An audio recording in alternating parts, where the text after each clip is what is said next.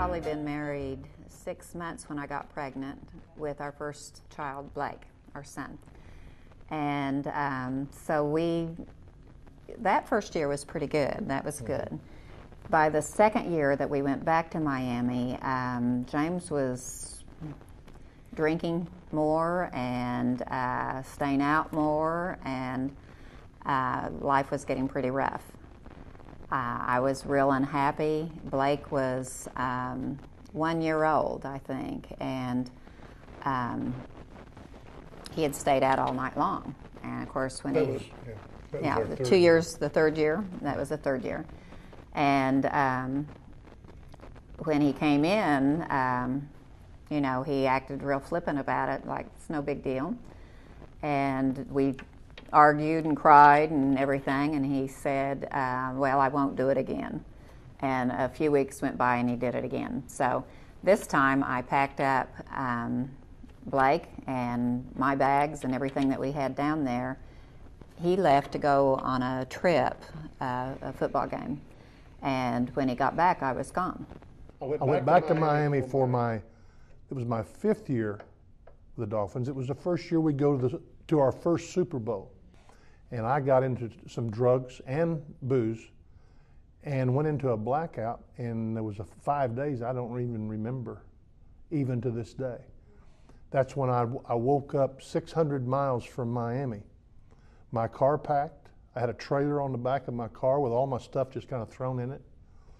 And that's when I came back to Oklahoma saying, I have to do something about myself. Came home.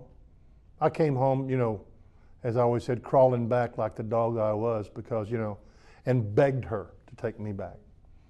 And if I can remember correctly, I think what Robin said to me, she said, in God's eyes, I'll always be your wife. Now, that didn't mean I still didn't go crazy, because I did. From 1973 to 1985, I made plenty of money thinking, hey, I'm okay. But I was a full-blown alcoholic and drug addict by that time. And telling Robin over and over, and going, and blackouts became a way of life. I thought blackouts were normal at that time in my life. I called this interventionist. It was the most frightening thing I think I've ever done. It took months for us to get it together. We had his business partner who had told him if he didn't quit drinking, they were going to be through.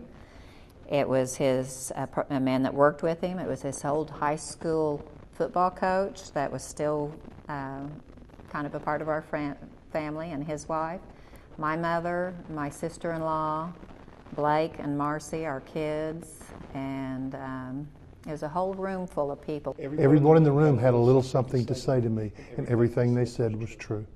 And it was, by that time, the pain was about as bad as I thought I could stand, but I hadn't felt all of it yet.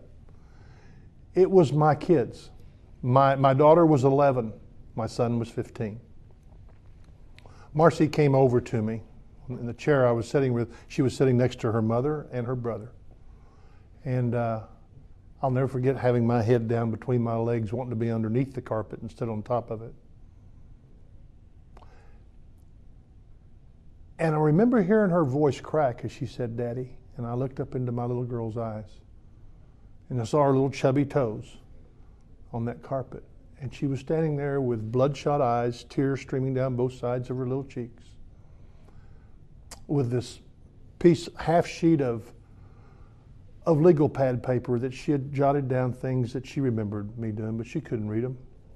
She dove into my arms. She said, Daddy, I love you. I don't want you to die. I want you to stop drinking. And here come my son. He dives on the other side of my chest, tells me the same thing. And there I got my kids in my arms begging me to do something about my problem.